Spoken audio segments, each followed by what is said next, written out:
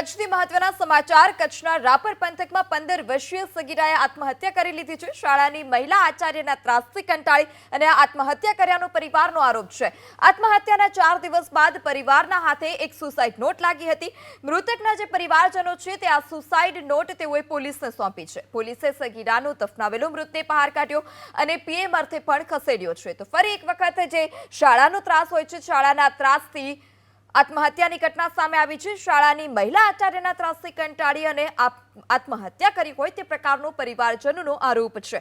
આત્મહત્યાના 4 દિવસ બાદ પરિવારના હાથ આ સુસાઇડ નોટ લાગી છે।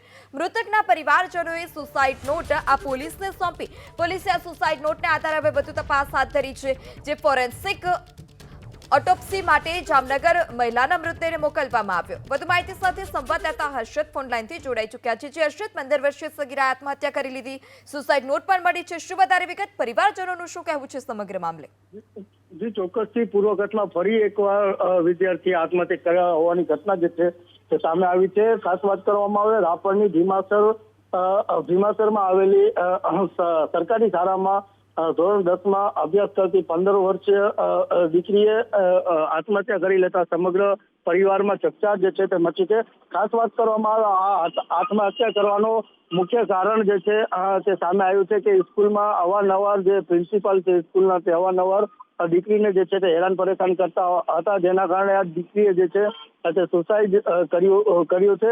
પરંતુ બીજી તરફ વાત કરવામાં આવે સુસાઇડ નોટ પણ જે છે તે દીકરીના ઘરેથી મળી આવી છે। સુસાઇડ નોટમાં પણ પ્રિન્સિપલ અવારનવાર હેરાનગતિ કરતા હોવાનો ઉલ્લેખ જે છે તે કરવામાં આવ્યો છે। સમગ્ર મામલે પરિવાર જે છે તે પોલીસ મથકે પહોંચી ફરિયાદ જે છે તે નોંધાવી હતી। બીજી તરફ વાત કરવામાં આવે પોલીસે દફનાવેલા મૃતદેહને બહાર કાઢી ફોરેન્સિક માટે જામનગર જે છે તે મોકલ્યું છે। વધુ તપાસ જે છે તે પોલીસ હાથ ધરી છે। જી, સમગ્ર માહિતી બદલ આભાર। તો શાળાની મહિલા આચાર્યના ત્રાસથી કંટાળી આત્મહત્યા કરી હોય તે પ્રકારનો પરિવારનો આરોપ છે। આત્મહત્યાના 4 દિવસ બાદ પરિવારના હાથે સુસાઇડ નોટ લાગી હતી। પરિવારે જે સુસાઇડ નોટ છે તે પોલીસને સોંપી છે। પોલીસે સમગ્ર મામલે વધુ તપાસ હાથ ધરી રહી છે।